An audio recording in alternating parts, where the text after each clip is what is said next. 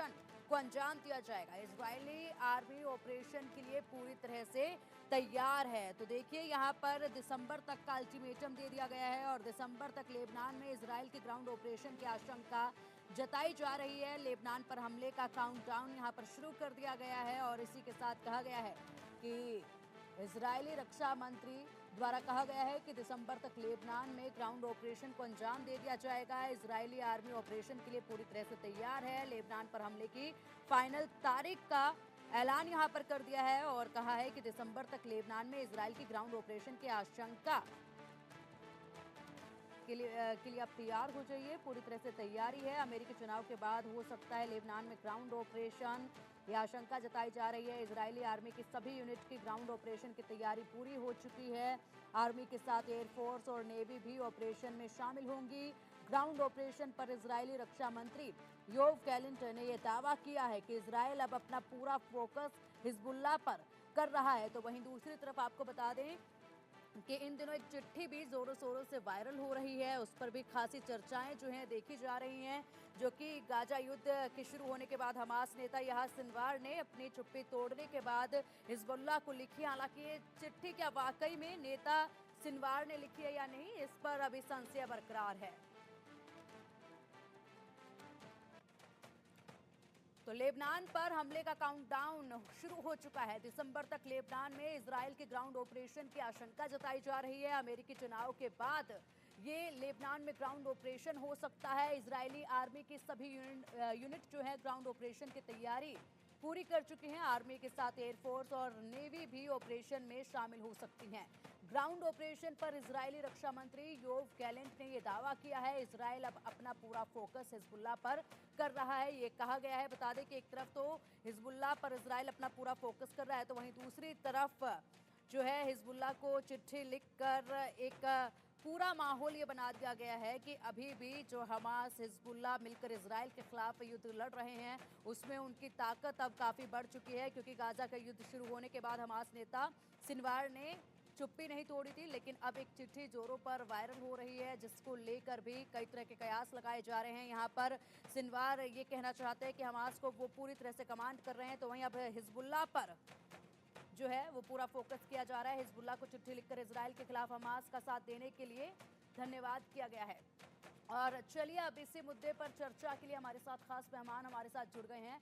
Group captain retired doctor VN Jha ji हमारे साथ हैं। सर आपका बहुत बहुत स्वागत है इंडिया न्यूज़ पर। और वहीं कर्नल रिटायर्ड जेएस सोडी जी भी हमारे साथ हैं। सर आपका भी बहुत बहुत स्वागत है इंडिया न्यूज़ पर। तो सबसे पहले सर आपका रुख करेंगे वीएन झा सर। देखिए जिस तरीके से लगातार एक के बाद एक नए मोड़ इस पूरे युद्ध में आ रहे हैं और सभी दल जो हैं अपनी ताकत दिखाने पर लगे हुए हैं, तो इसी बीच वहीं इजरायली रक्षा मंत्री गैलेंट ने बड़ा दावा कर दिया है कि दिसंबर तक लेबनान में ग्राउंड ऑपरेशन को अंजाम दिया जाएगा। लेकिन अमेरिकी चुनाव के बाद इस ऑपरेशन को अंजाम दिया जाएगा जिसकी तैयारियां तेजी के साथ देखी जा रही हैं।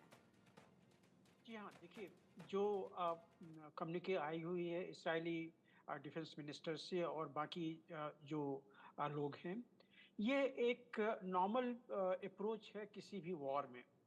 देख लीजिए, किसी भी वॉर में आपके खिलाफ कौन-कौन से एनिमी हैं और वो क्या कर सकते हैं। इसका आप पहले से पूर्वानुमान ज़रूर लगा लीजिए। आपको उस स्थिति में नहीं होना चाहिए जैसे कि रूस और यूक्रेन के वॉर में कर्स्क में जो यूक्रेनी सेना है बिना किसी अवरोध के वो मार्च कर गई थी। आपकी यह हालत नहीं होनी चाहिए। तो इसीलिए इस्राएल ये चीज़ देख रहा है कि हमास तो लगभग खत्म हो गया है। अब इसके बाद क्या? अब हिज़्बुल्लाह जो है वो ऑलरेडी अपनी आँखें दिखा रहा है। कई बार रॉकेट बरसा चुका है इज़राइल की धरती पे।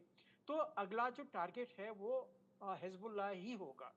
और हिज़्बुल्लाह है लेबनान में जहाँ पे कि उसकी संख्या जो है काफ़ी स्ट्रॉन्ग मानी जाती है, लेकिन उसके जितने पॉकेट्स हैं उसके छिपने के, ये चीज़ें इसराइल को लगभग ज्ञात हैं।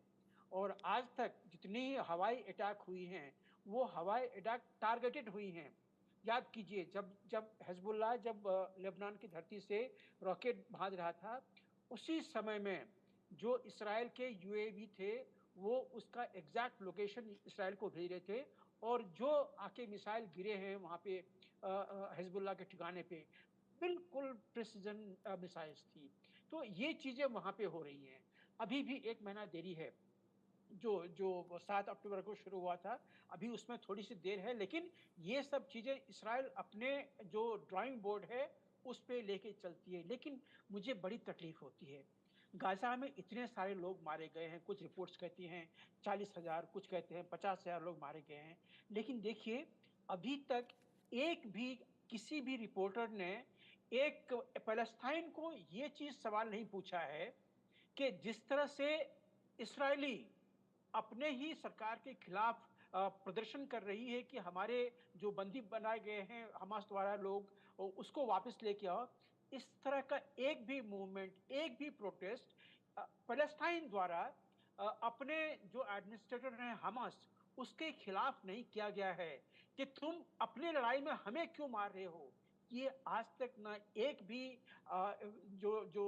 जर्नलिस्ट हैं उसको हमास को पूछा है या पैलेस्टाइन को पूछा है और ना ही पैलेस्टाइन ने अभी तक इस तरह की कोई एक शिरकत की है कि वो हमास से पूछे कि वो जिसने जिसने रेप किया था, जिसने मर्डर ठीक किया था है। इस्राएलियों का, सर, उसको बिल्कुल, सर आएँगे आपके पास, लेकिन इसी मामले से जुड़ा हुए 2 और इनपुट हमारे पास हैं, उस पर भी नज़र डाल लेते हैं। हिज़्बुल्लाह का इज़राइल पर बड़ा हमला देखा गया है। हिज़्बुल्लाह ने इज़राइल पर 30 रॉकेट दागे हैं। नॉर्थ इज़राइल के साफ़ेद में ज़बरदस्त अटैक देखा गया है। एयर डिफेंस ने हिज़्बुल्लाह के हमले को नाकाम कर दिया है। आईडीएफ ने रॉकेट को आसमान में ही तबाह कर दिया। तो अटैक दोनों तरफ से एक के बाद एक देखे जा रहे हैं। एयर डिफेंस ने हालांकि इस अटैक को नाकाम कर दिया। आईडीएफ ने रॉकेट को आसमान में ही तबाह कर दिया है। हिजबुल्लाह का इजराइल पर बड़ा हमला देखा गया है। और वहीं याह्या सिनवार ने इजराइल को बड़ी धमकी दी है। हानिया की मौत का बदला जरूर लेंगे। कब्जा खत्म होने तक इजराइल से जंग जारी रहेगी, क्योंकि हानिया की मौत का बदला लेने के लिए कहा गया है। तो याह्या सिनवार ने इजराइल को धमकी दी है और कहा है कि हानिया की मौत का बदला हम जरूर लेंगे। तो इजराइल में हिज़्ब के हुंकार क्या है? इजराइल में हिज़्ब के हुंकार आपको बता देते हैं। साफेद में 50 से ज्यादा रॉकेट दागे गए हैं। साफेद में हमले का सायरन बजने लगा है। आयरन डोम ने रक्षा में मिसाइलें दागी हैं। ज्यादातर रॉकेट को तबाह कर दिया गया है। तो देखिए, ज्यादातर रॉकेटों को तबाह कर दिया गया है और यहाँ पर जिस तरीके से लगातार एक के बाद एक मिसाइलें दागी गई, उन तमाम मिसाइलों को यहाँ पर तबाह कर दिया गया। और इसी पर हमारे खास मेहमान भी लगातार जुड़े हुए हैं चर्चा के लिए। सबसे पहले वीएन सर, आप यहाँ पर कह रहे थे कि गाजा में काफ़ी सारी मौतें हुई हैं, लेकिन अब एक के बाद एक जो मोड आ रहे हैं उन पर वाकई में चर्चा काफ़ी महत्वपूर्ण हो जाती है, क्योंकि देखिए जिस तरीके से एक चिट्ठी भी काफ़ी चर्चाओं में है, जो कि कहा जा रहा है कि हमास नेता याह्या सिनवार ने लिखी है हिजबुल्लाह को और उसमें इजराइल के खिलाफ हमास का साथ देने के लिए धन्यवाद किया है। इस चिट्ठी के भी कई मायने हैं। इसी में ये भी कहा गया है कि वो किस तरीके से हानिया का बदला लेंगे, उसको भूलेंगे नहीं और बदला लेने की तैयारी पूरी है। क्या ये चिट्ठी के जरिए ये बताना चाह रहे हैं सिनवार कि हमास को वही कमांड कर रहे हैं पूरी तरह से? हालांकि ये पहली बार उनका इस तरीके से कोई चिट्ठी सामने आई है, कोई बयान सामने आया है, लेकिन इस चिट्ठी की भी पुष्टि पूरी तरह से हुई नहीं है। अ, ये तो फैक्ट है कि जो चिट्ठी को आम किया गया है, उसमें जो चीज़ें लिखी हुई हैं, जिसको भी लिखी थी वो तो छोड़ दीजिए। अगर हम हिज़्बुल्लाह को लिखी थी, अगर ईरान को लिखी थी या उनके आका को लिखी थी, लेकिन इसको पब्लिक किया गया है। इसका मतलब ये है कि वो ये इसकी नैरेटिव बना रहे हैं और उसके पास में आज के दिन में और कोई दूसरा उपाय है ही नहीं। सिनवार जो है, वो बिल्कुल कॉर्नर हो गया है। वो कहते हैं ना, बैक टू द वॉल। आज के दिन में हमास का जो है वो बैक टू द वॉल है। तो हमास आज के दिन में एक्सट्रीम के दरार पे है। तो हमास के ऊपर में ये जंग तो जारी रहेगी, क्योंकि हमास को एडमिनिस्ट्रेशन में रहने नहीं दिया जा सकता है और अगर हमास एडमिनिस्ट्रेशन में रहा तो फिर वो दूसरा 7 अक्टूबर वाली जो घटना है उसको भी अंजाम देने के लिए वो आगे में अग्रसर होगा। इसीलिए हिजबुल्लाह जो है आज के दिन में मेन है और जैसे आपने बताया कि 50 रॉकेट अभी लगभग 1 घंटे के अंदर में ठीक है। वो दागी गई थी। सर तो आएंगे। ठीक है सर, आएंगे आपके पास, लेकिन फिलहाल हमारे साथ सोढी सर भी जुड़े हुए हैं। जेएस सोढी सर, आपसे जानना चाहेंगे, ये जो एक चिट्ठी वायरल हो रही है जिसमें खुलेआम अपनी ताकत को दिखाने की भी कोशिश की जा रही है, इसी के साथ हानिया के बदले को लेकर भी बात कही गई है। वहीं दूसरी तरफ इजरायली रक्षा मंत्री भी जो कह रहे हैं दिसंबर तक का काउंटडाउन जो है वो शुरू कर दिया गया है। क्या कुछ मायने निकाले जाएं इस चिट्ठी के और जो काउंटडाउन जारी किया गया है उसको लेकर? ये मेरा सौभाग्य कि मैं आपके न्यूज चैनल और विख्यात को पैनलिस्ट के साथ।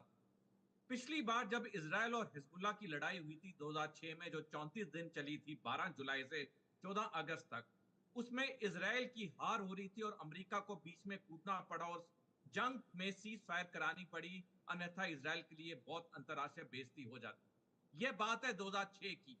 2007 में जब चीन दुनिया की तीसरी सबसे बड़ी अर्थव्यवस्था बना, तो उसने हिजबुल्लाह, हूती और हमास को पूरी तरह से समर्थन करना शुरू किया। अब ऐसी कंडीशन है कि हिजबुल्लाह भी एक बहुत बड़ी ताकत बन के उभर चुका है बनस्पत जो वो ऑलरेडी 2006 में था। तो ये जो इजराइल के रक्षा मंत्री का बयान है, सिर्फ एक युद्ध में जो साइकोलॉजिकल वॉरफेयर होता है, ये उसके तहत है। इजराइल कभी भी हिजबुल्लाह पे पूरा हमला नहीं करेगा, क्योंकि जब से ये 7 अक्टूबर का इजराइल हमास का युद्ध शुरू हुआ है, तब से इजराइल की जो अर्थव्यवस्था है, ठीक है। वो ऑर्गेनाइजेशन फॉर इकोनॉमिक ठीक है कोऑपरेशन डेवलपमेंट। सर, आएंगे आपके पास, लेकिन फिलहाल एक नज़र रूस और नाटो के जो हालात हैं उस पर भी डाल लेते हैं। रूस और